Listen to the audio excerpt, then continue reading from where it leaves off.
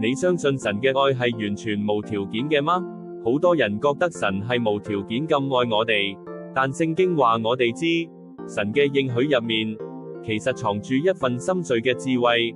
同埋一個重要嘅條件，呢個可能同你認知好唔一樣。列王紀上9章4節清清楚楚咁講，你若效法你父大衛，全誠實正直嘅心行喺我面前。呢句經文提醒我哋，神嘅同在同埋豐盛祝福，係需要我哋以真誠同正直嘅心去回應嘅。呢係一份立約嘅雙向之愛，呢個條件唔係限制，